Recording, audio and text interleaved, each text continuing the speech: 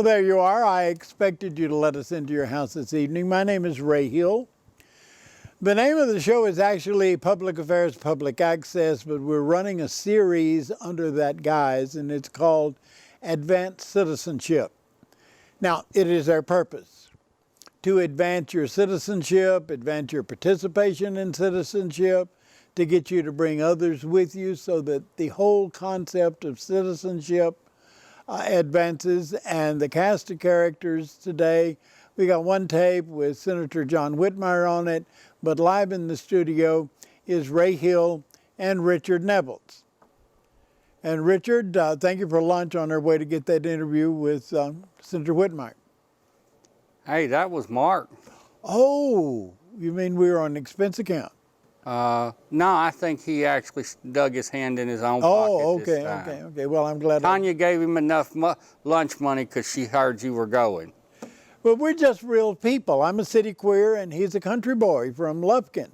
And so what happens in the Texas legislature, and to a large degree what happens in Washington, affects city people, urban people, and rural people in the same light. So we thought it would be a good idea to team up and come down here and let Mark Pirtle produce, using the equipment at Houston Media Source, a show of our discussing the politics as we experience them. And there's a lot going on this week. That there is. We have an interview with Senator Whitmire. We were supposed to see Jessica Farrar about her weenie wiggling bill, but she was out roaming the Capitol checking on it. Hers is the masturbation bill, because she thinks that men whose sexuality should be at least as regulated as women's sexuality, and the other side of her position is trying to regulate women's sexuality down to the last iota. I don't know if you can... Well, they're not trying to regulate their sexuality quite as far as she seems to think. Now they're trying to regulate the abortion, which was supposed to have been settled with Roe v. Wade back when I was a toddler. But it seems like they haven't figured that war has been going on since the beginning of time, it seems, or at least until they figured out how to perform an abortion. Now, I don't see how she can compare abortions with masturbation, but maybe she knows something we don't. Yeah. Having never been a woman... Turkey basters, I think. Having never been a woman, I don't see how masturbation and abortion are the same, because either sex can masturbate, but only one sex can produce an abortion. Did I hear you say you were a toddler when Justice Blackmun wrote the Roe v. Wade decision? Pretty much. I remember reading it while the ink was fresh. Yeah, I know, but you know. I'm older than you are, but then again, you met Sam Houston when he was still alive. No, that's just a story I tell. But Justice Blackmun wrote the decision in Roe v. Wade, and it was really quite a scholarly document. And I remember reading it and being absolutely fascinated by the various elements, how he came to that conclusion that followed. And at that time, that was a pretty revolutionary decision to make. I remember, again, being a toddler, listening to my mother discuss it. While she was certainly never in favor of abortion, she said it was a necessary evil to protect women's health, because gone were the old days of women having to go through the back alleys with coat hangers and whatever else that was endangering their health, safety, and welfare to have an abortion. And for her reason, that's why she was always in favor of, in favor of it being legal, while she herself would never avail herself to it. Well, it has caused a struggle. I think Gorsuch, the guy that is now being screened for the Supreme Court of the United States, said in a discussion somewhere, not during a Senate hearing, which he would simply refuse to answer that question in a Senate hearing, but he said under other contexts that he was of the opinion that Roe v. Wade was settled law simply because of the accumulation of precedent laws that have built up around it over the last 50 years. Roe v. Wade's 50 years ago. I know, and I just turned 50 Saturdays. Okay, so yeah, right. And so I would have been, what, in my teens when that came down. But I was interested in the law, so I got a copy of it and I read it and discussed it with Frankie, my mother. And, Okay. Yeah. Well, I won't ask you what plus your teens, but you know. Yeah. But at any rate, that's going on. The hearing to appoint a justice of the Supreme Court of the United States, and a lot of that's been mediaized. And while I don't know, given my biggest mark against the man is he was appointed by Trump. But as we were going to Austin in our way back, I listened to some of his answers, and some of them, he managed to do his dead level best to avoid them, and he was doing a pretty good job at actually avoiding the answers. But he did say something in his process that made more sense than I've heard in a long time. Nominee Gorch didn't go to law school in America. He actually went to law school in England. And he said under English law, you could become an attorney within 3 years of training of undergraduate work, or 1 year of postgraduate work, where you need 7 years to become an attorney in this country. And given the exorbitant cost of law school these days, as my son, who graduated 3 years ago, wound up with a couple of $100,000 in debt for going to law school, he was saying that because the cost of law school was so high, it was preventing the younger crowd from being able to go into public service, for being able to represent those that did not have large amounts of money. And just the cost of law school was creating justice denied for those who don't have massive amounts of money to pay attorneys. He said most attorneys cannot afford their own fees within the first 10 years after graduating. Mercy.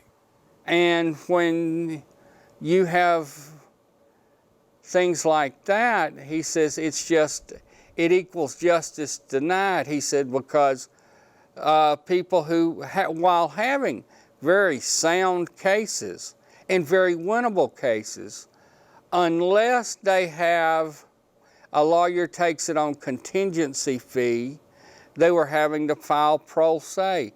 And he says his last few years on the bench, he said he saw a tremendous uptick in pro se filings, which means people were going down and filing their cases themselves and representing themselves as attorneys because they had no other actionable cause.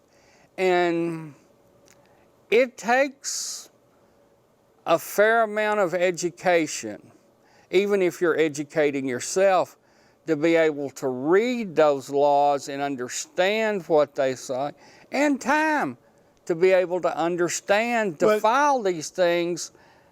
And the people that can afford the lawyers who know all the tips and tricks and all the other things that go along with a case that lawyers tend to do,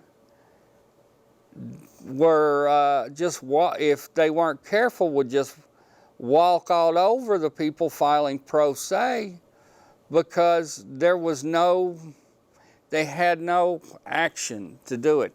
He said in Europe, compared to the law schools here, he said lawyers are required to read, and they are required to do on-the-job training to become an attorney.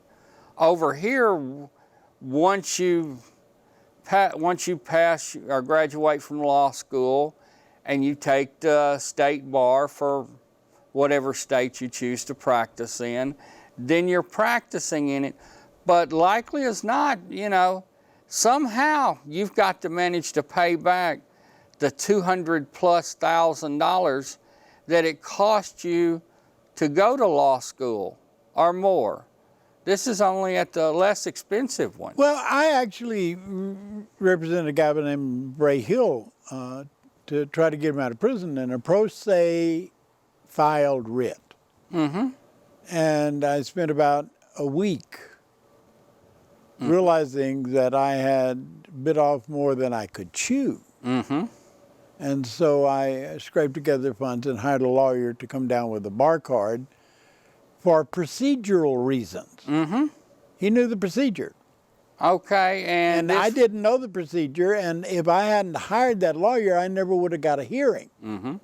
And if I hadn't had a hearing, I never would have wound up winning 152 years of my life back in that federal courtroom.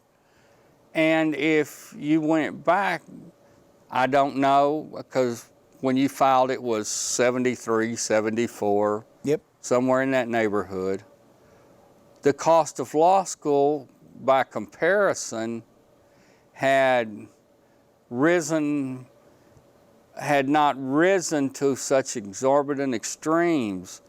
And because, like everybody else, the colleges have gotten together and instead of being, while they're still a publicly funded institution, have gotten together and gone and lobbied Austin to get more and more and more money, and getting permission to raise their fees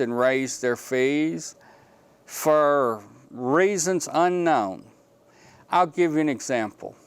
I took some college classes at HCC 4 or 5 years ago.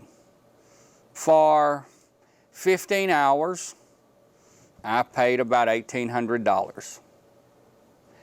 I went over to SFA and took some classes, all undergraduate classes.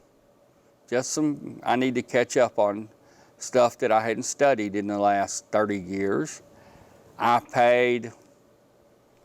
For 12 hours, I paid a little over $5,000 for classes I could have taken at HCC or at Angelina.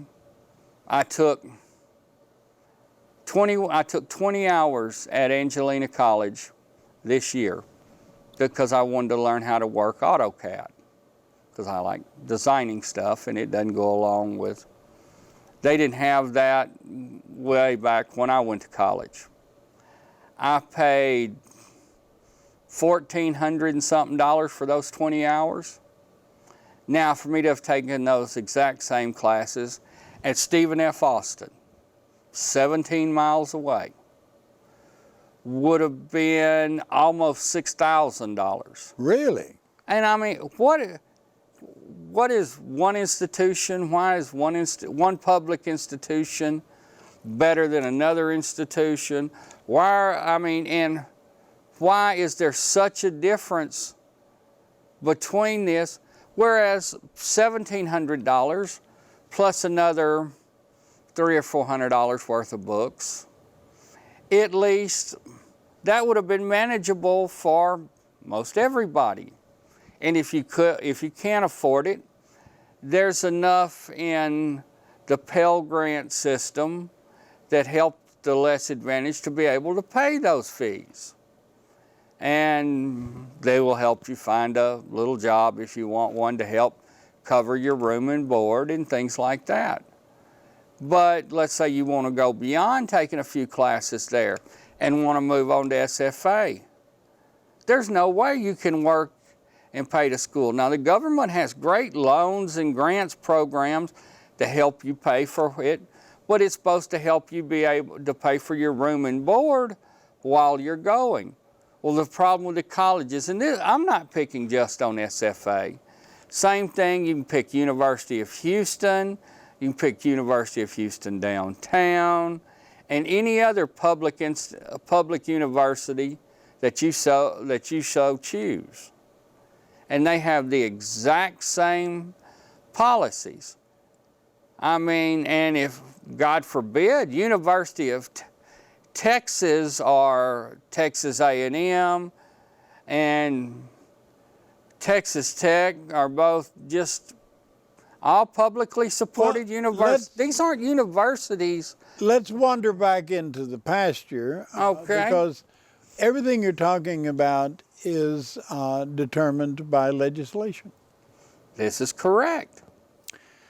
So what is it that you're recommending that might be accomplished legislatively? Well, first, we need to lower the fees. We as the general public. Well, I mean, No, let me finish. The general public being everybody. I don't care if you go down the street and you buy a soda water at Stop and Go, or you own 10,000 acres down the street. Everything you do pays for pays for these universities in the area in which you live. Every university and all have their own tax districts within that, and a penny or half a penny of everything you buy pay for these universities. These are not private universities.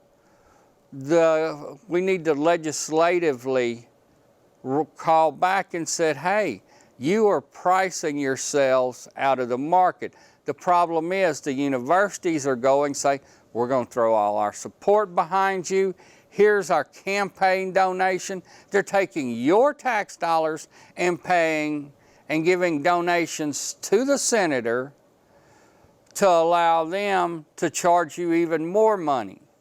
well, Because nobody's going to, if you say, I want to raise taxes, hence George Bush is no new taxes, and next thing you know, Bill Clinton's kicking him out of office when he does have to raise the taxes. Okay, let's go back to that university level. Now, universities charge tuition, Sure. although they're getting substantial state support Sure. simultaneously. And there's nothing wrong with And that. the deal is they've got professors to pay. Sure.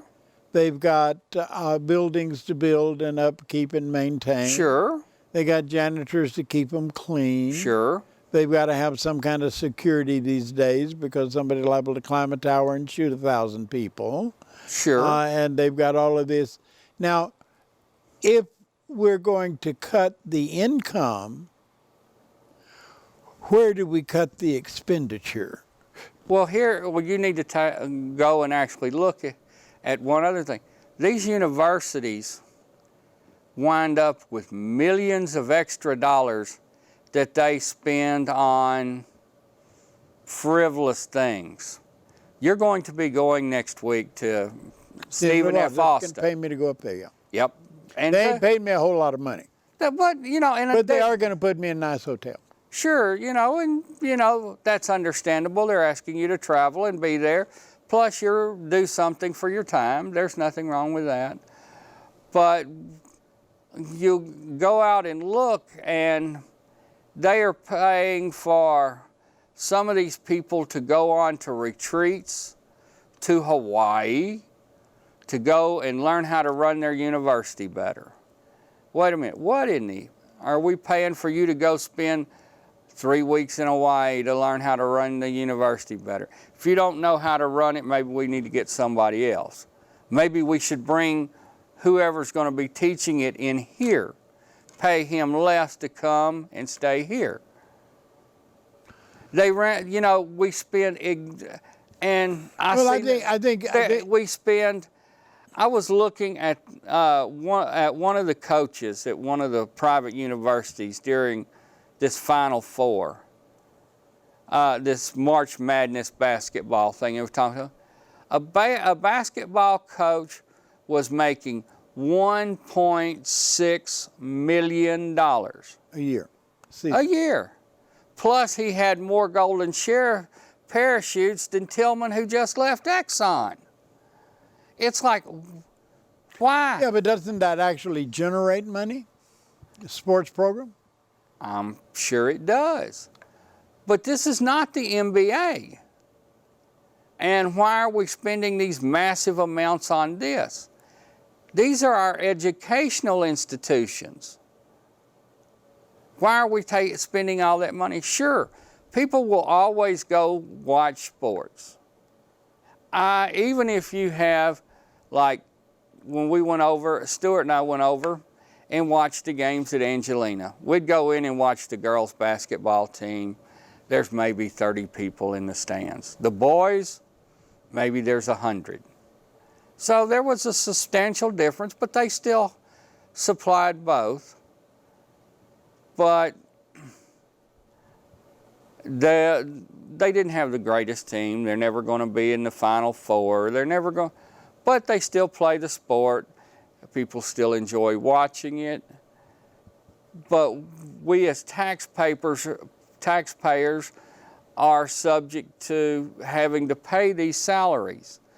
How much would that $1.6 million have gone to reducing tuition? I'm not saying people shouldn't be paid, and maybe we do, and you know, there's a lot of qualified coaches on the planet. We have them in high schools, we have them in junior high schools, we have them in all other places, but there's no way that a public institution should be paying those kind of money. And okay, I went and reviewed some of the professors' salaries before. Let me do the midpoint thing here. Okay. We're halfway through the program. You're watching Public Affairs, Public Access. The series is known as Advanced Citizenship. It includes me and Richard Nebels in here today talking. But you can join that conversation. Across the bottom of your screen dances a telephone number, 713. I can't see it, Richard. 713-807-1794. It's getting better, but my eyes hadn't cleared up any better than that. But at any rate, it's there for you to use. You can give us a call.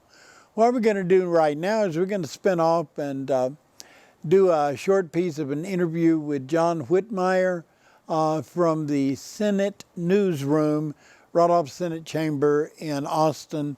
And when we get back from that, feel free to call in and join in the conversation. As a matter of fact, you can call in early and wait on the phone till John's few-minute piece gets over, and then we'll just join you into the conversation. Ray Hill, Richard Nebels, Advanced Citizenship. Here's Senator John Whitmire. Senator Senate? 34 years. 34 years. As a result of being the dean of the dean of the dean of the Senate, Yeah. You know the rules. Generally speaking. Generally speaking. Being the longest, the dean, a lot of people don't even know what dean means. It's the longest serving in seniority. And so you 10 have, in the House, 34 in the Senate. and you have lived under Senate rules for 34 years. 34 years. At least. Okay, so when things happen in the Senate, you can see them coming before they get there. Most of the time. And what is that like? You're in the room with people with a lot less experience than you are. Well, it's certainly changed. When I got here 34 years ago, it was more rural members. Now it's probably more urban. Certainly the partisanship has changed. When I got here, it was controlled by Democrats, now very much controlled by the Republicans. So, you know, there's social issues brought up now that wouldn't have been brought up 10 or 20 years ago. Does that really make that much difference in the Senate? I know it makes a lot of difference in the House. I think it does, Ray. I do think. I think that obviously the makeup of the Senate, the partisanship, Yeah, all that impacts. I mean, But we're still a very small body, and we have to work with each other. And you We all have understand that. rules. Now, some of the rules have been changed in the last couple of years, like the 2/3 rule was weakened. Now it's a 3/5 rule. So, but the body is small enough that you have to work with everyone. Unlike the House is 150 members. Yeah. And you probably don't have that Takes cohesiveness. a bigger chair and more whips. Yeah. But in the Senate, there is a congeniality. Everybody knows where everybody's coming from. I think that's. Not as many surprises. I think that's accurate. Okay. Senator Whitmire, you understand that those of us on the other side of this camera Sure. do not really know much about how laws are made and how it affects their lives until after that happens, and then Sure.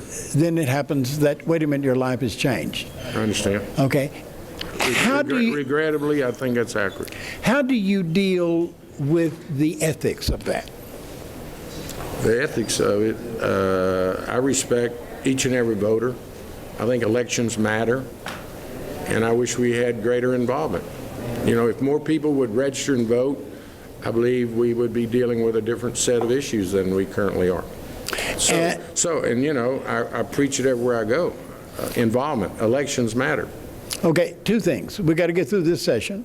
You just got through talking about one of those bills that affect the pipeline from school to jail with police officers that are supporting your bill. Sure. Is the bill all right? Is it in any trouble? It's a good bill. It's not going to be the total solution, but it's a start to let young people and citizens know, in my judgment, and I think factually, if you have an encounter with a police officer, you can't try to settle it or resolve it on the streets of Texas.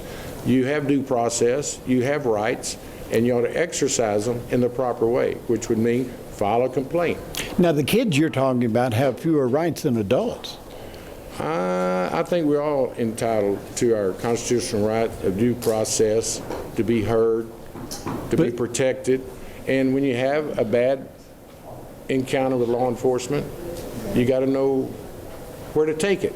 And you don't try to settle it with that officer. I want everyone to go home. I want everyone. Just go home to your I mama. want the citizens, I want the young people to go home. I want the officer to go home to his family. And I think we have a responsibility to try to get the open communication and so actually teach students what's expected of them. The need of your bill is that you perceive that there's a deterioration and that'll go talk about it to the cop on the corner? I absolutely think that there's a disconnect, that there's TV, and quite some of the tragedies. We've documented and witnessed tragedies in this country, and I think we need to be better prepared on how to deal in a confrontation or in an encounter with law enforcement. Not only young people, grown-ups. And you do that by knowing ahead of time what's expected, what's the best practices for a citizen. When our young people leave home, if they have an encounter with law enforcement and they think it's unpleasant, that the officer was rude, did not follow rules, don't try to settle it with the officer on the streets. You come back home, you go to your school official, you go to your minister, you go to your parents and say, this officer, and get his name and badge. For instance, you said go to internal affairs. How many people even know how to do that? You certainly Of know. course I do. Yeah, Nobody else does. you set the model. I know the captain. We need to let our young people know there is a process, that their rights will be sacred, but they've got to exercise them in a responsible fashion. One last question. Sure. Among the senators, everybody's kind of equal in that room. You've got seniorities that helps you a little bit. Sure.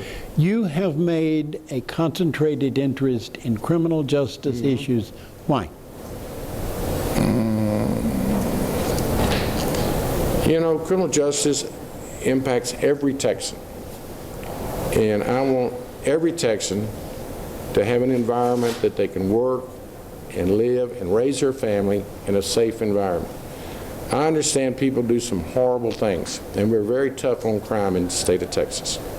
But we also need to be smart and understand rehabilitation and give people a second chance. And not only is it the humane faith-based reason to do it, but it also saves a lot of tax dollars.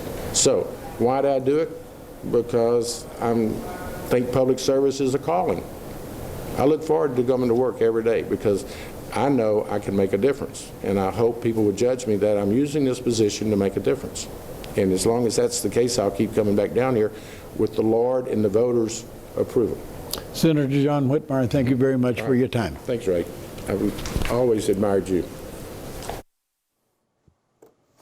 Well, I didn't know the Senator Whitmire necessarily. Does he admire me as much when we're quarreling as he does in that interview? Because you've seen that both. Uh-huh. But John is my senator, so I understand. I got portfolio to go over there and wet his pant leg. That's the way that works. Yeah, but if you want something done, go to his staff. Of course. But that's true of all of them.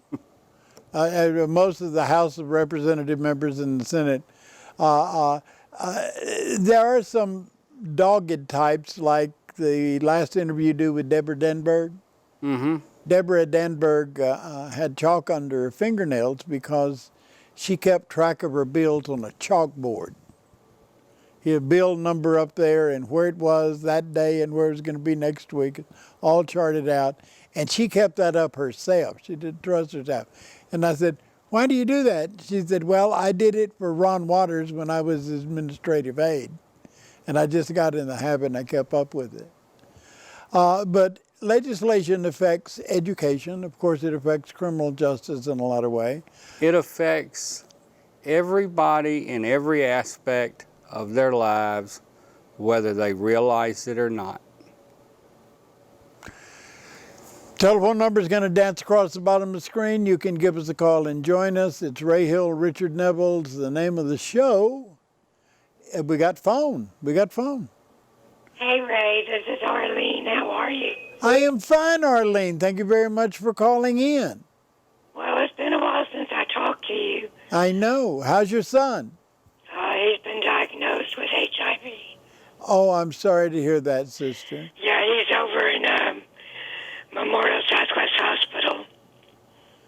Well, if you need my support going through that, you still remember my home number. Yes, I don't have it.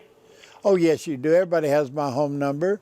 It's Ray, like come on, it's been a while. It's like 713 for Houston. 713 what? 523 for Montrose. 523. 6969. You can't forget it. I know, baby. I'm just having a hard time trying to help him. Well, why don't you give me a call home? We'll talk about it. That is Okay. that is an entirely different trip. But you know, Arlene, one of the wonderful things about being Ray Hill is I get to stand by people when they go through some of those crises in life. You always do. When the mother has the son in prison, you can use that telephone number, and I may not be able to help, but you'll feel better after the conversation. Righty. All right, I'll give you a holler, baby. Okay, thank you for calling in. Okay, God bless. God bless. Mercy. Flashback to my real life, dealing with people and their problems. By the way, I have a rule about that. I am not the smartest person in the world. I don't have to think that I had any power is absolutely ridiculous. But when you call in, I do if I can help you, I do that. If I can't, I'll comfort you. Just have. Well, what you do, and I'm going to toot your horn a little bit before you do. You educate people because you know somebody who's been there, they've been there. It's the benefit of age and the benefit of mileage. And we go back to something Gorge said. It's those people filing pro se that don't know that are being denied justice. When people call you, at least you've been there so you can tell them, help them out with some of the tips and tricks that you've been through and you've seen others do? Gorch, in his hearings, it came out that he had clerked for Byron White, Supreme Court Justice. Mike Manus, my lawyer, clerked for Byron White. And Gorch tells a story of one of the exercises that the clerks did is they looked at various briefs coming in. It was a pro se brief, and he said he denied the brief and put down just legal terms for the denial. And Byron White called him in and said, this person, even though his case didn't stand a chance, deserves the dignity of having it explained to him in language that he understands what was wrong with his case, why it wasn't going anywhere. And it wasn't just because of this precedent law, and that's numbers and page numbers in a book, but because of these reasons. So don't shortchange it, even if it ain't going nowhere. Don't shortchange it. And he tells Justice White would come in with 2 or 3 of his clerks around and bring up pending cases and point and say, what are you going to do? What are you going to do? What if you were the justice and you had the decision made? He said he spent a lot of time laughing about that. And then he would explain what was going to happen because he was the justice. And he explained it in terms that they understood why. I think that he's better off for having been exposed to Byron White. I agree. And it's hard for me to get on this bandwagon because I know some of the ideas he has about women's choice and some of the ideas he has about some other issues. But I'd like to remind you, he's replacing Antonin Scalia. And when Hill versus Houston got to the Supreme Court of the United States, my side got Antonin Scalia's hearty vote. It wasn't shallow. He didn't say, I'll vote that way. He sat down and wrote why I was correct in telling the city their ordinance was no good. And I don't mind that Gorch is a conservative. That doesn't bother me. What matters is, will he be a fair justice? And will he listen to all sides and worry less about the law and more about the intent?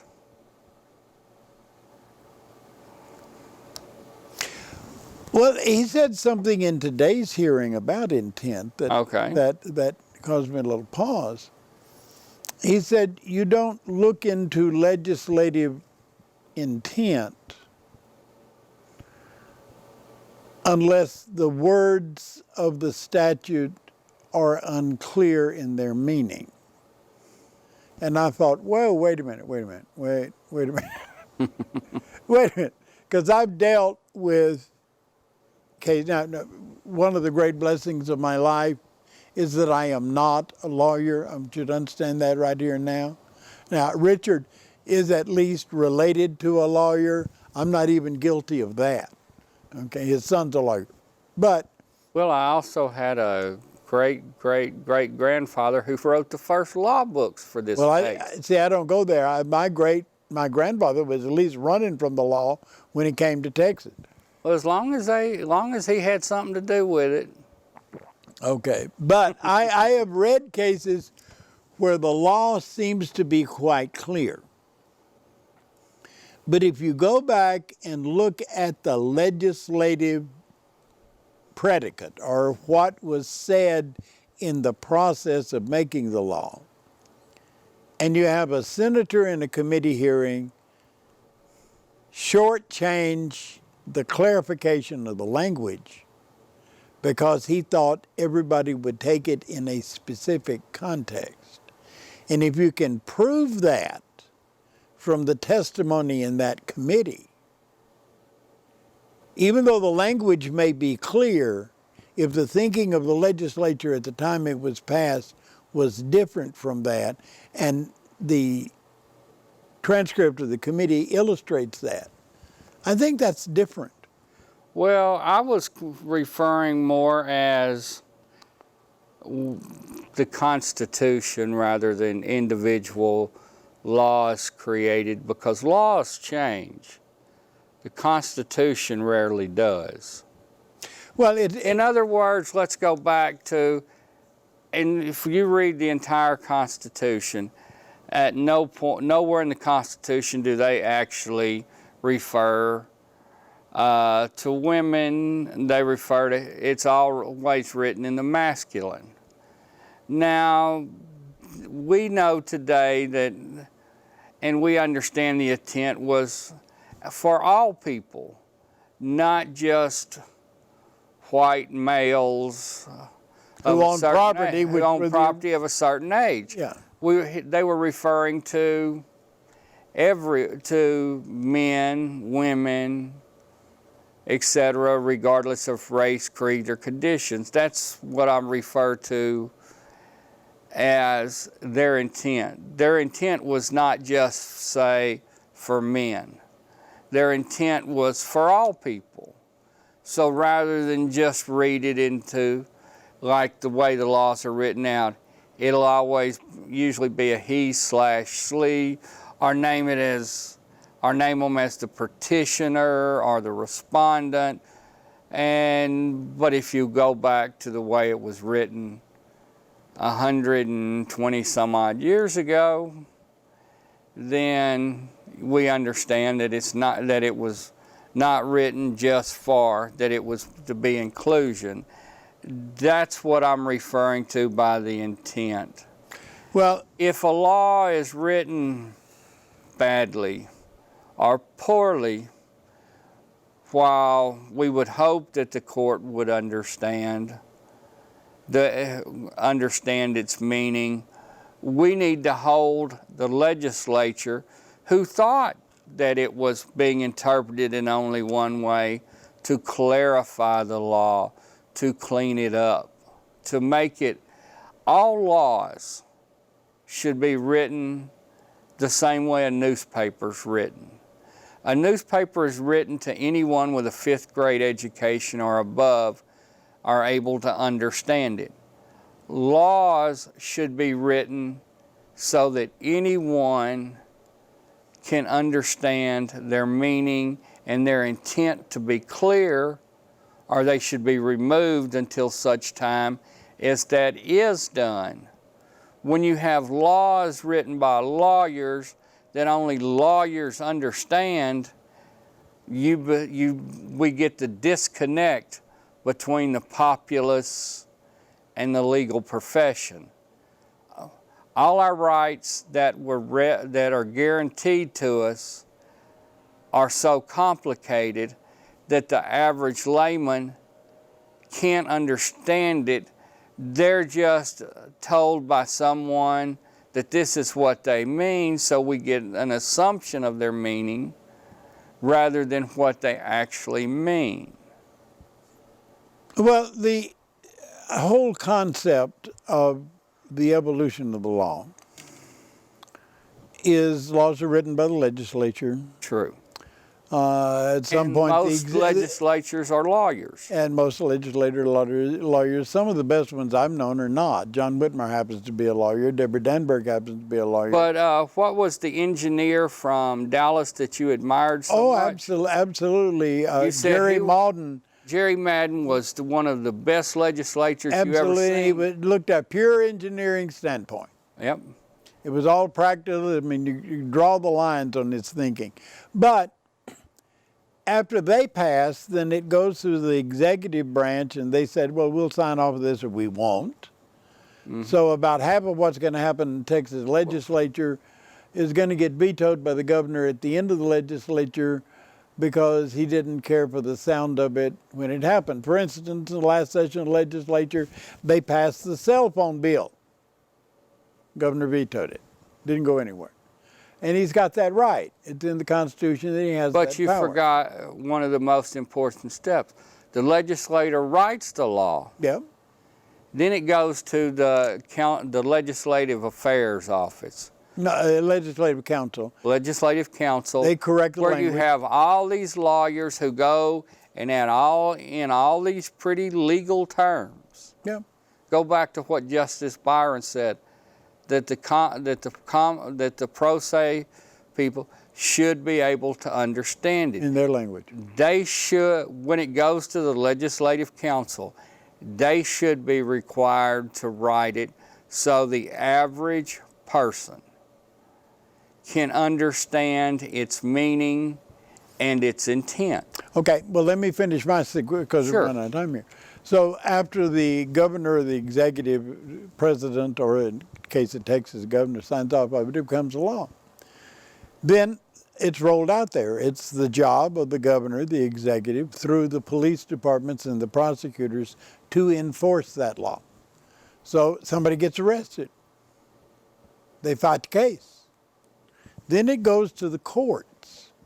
And the courts look at the facts of the case and the conclusions of the law as written and makes a decision on whether it is enforceable or not. Mm-hmm.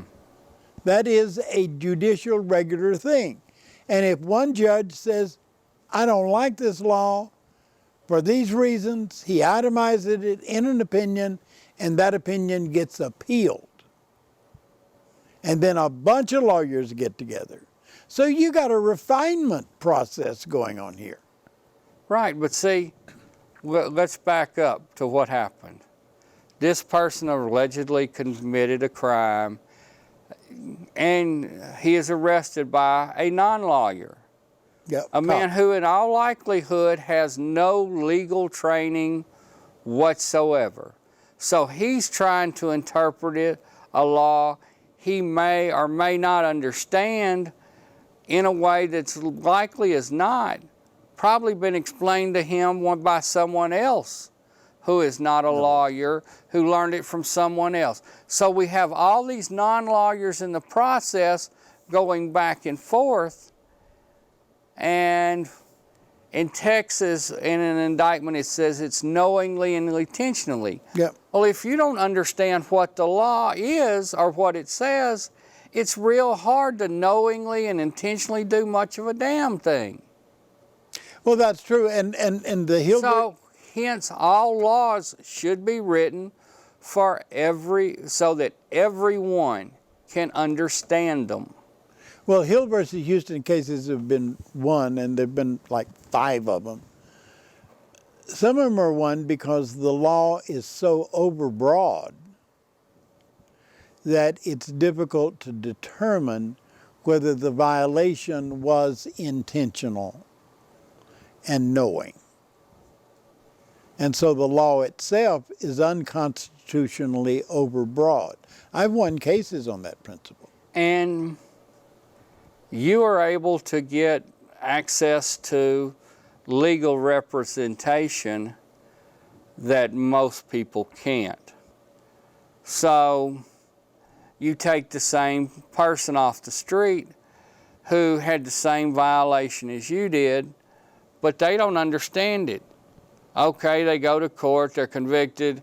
Oh, you can do this or just pay the $50 fine or $150 fine, so they're mad, they don't know what to do, they don't know anything else to do, so let's pay the $150, and they always go grumble and complain about it, about how they got screwed, not really understanding how they got screwed or why they got screwed. That's true. They just think they got screwed because they don't understand what they did was wrong.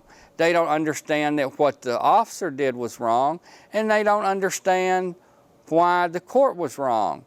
They just think it's wrong in their opinion, so we get here and those cases never go anywhere. Well, But had things been written where they could have understood it, they would have understood what to do next. okay, let's just, caption of the law is failure to identify as a witness. Mm-hmm. You look at that, it has a clear meaning. Failure to identify as a witness. So, cop looks at that, oh, I can ask everybody for their driver's license and they got to show them to me. That's not what it says. Here's the real law. Here's how the law is actually conceptualized and written.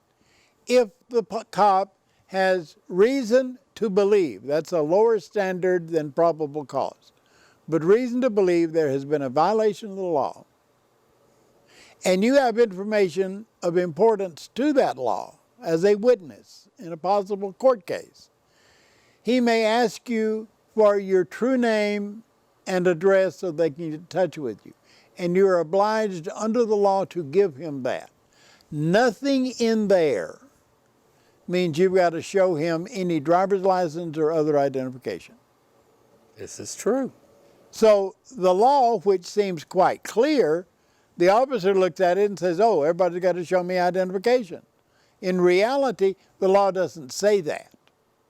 And in reality, that particular ordinance was ruled overbroad because it did not identify that no documentation of identity is required. So, now, if you get stopped by a police officer and you're driving a car, you better have a driver's license. That's simple.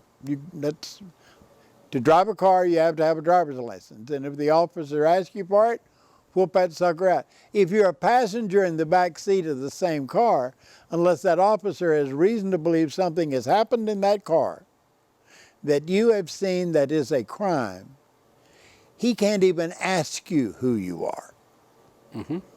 But he's going to come to the back door window and say, show me your driver's license. You are not obliged under the law to show it to him. But again, let's go back to the thing. It's not quite as clear as you think. Failure to identify as a witness. If you are a witness to something and a police officer asks you information, you're obliged to tell them. Sure, truth. Follow it.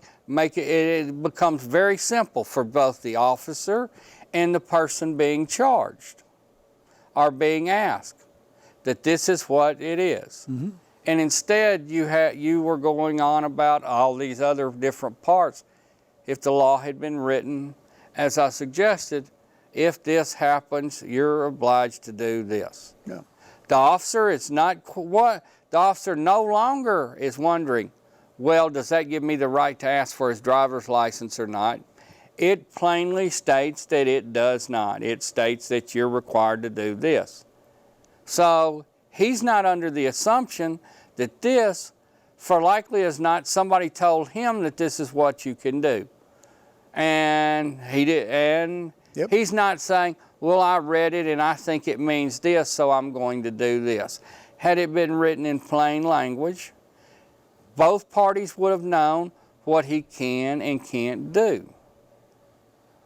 Oh, and by the way, it's, in spite of what the senator said, a lot of things can't be handled on the side of the road. If you're going to get the ticket, you're going to get the ticket. If you're going to jail, you're going to go to jail. But funny thing happens when you go to jail. Pretty quick you see a judge. Pretty quick. And they call the magistrate. And he's going to ask you, you've been charged with this, what are you pleading guilty or not guilty? And if you plead not guilty, he's got to hear you out, and that's an opportunity to bring up the issues that we just talked about. I don't think the law means what the officer thought it meant. Mm-hmm. And, well, in arrangements, he doesn't usually he doesn't hear you out.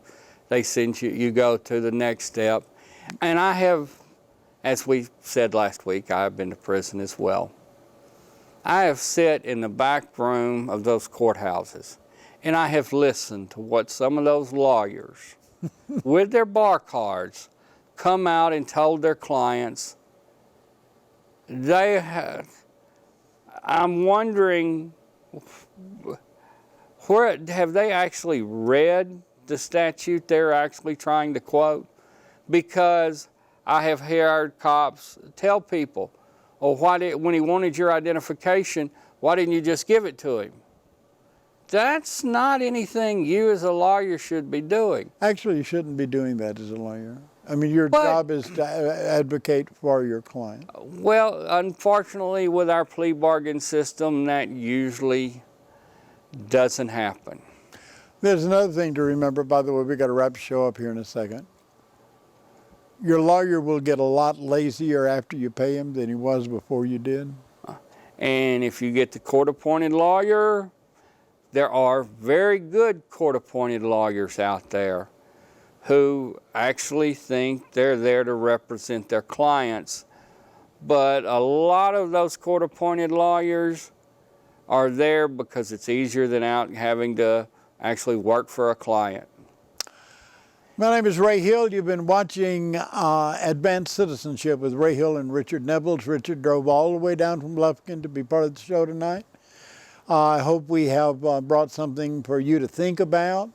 I don't think we had a big bunch of answers for you, but at least you think about it. Maybe together we can come up with answers.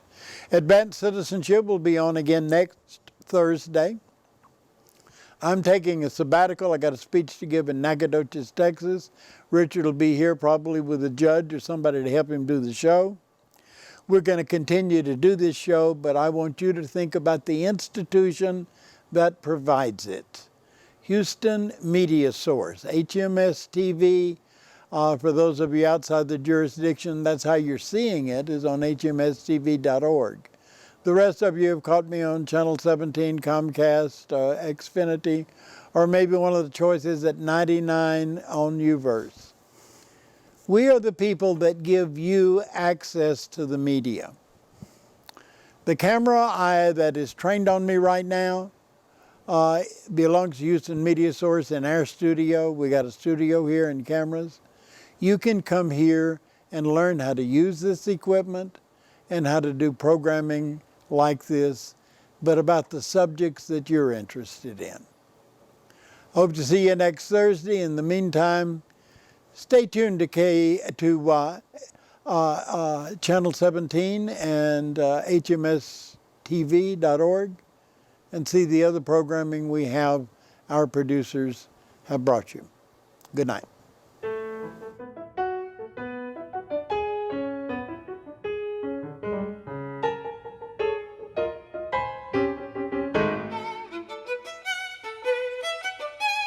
Thank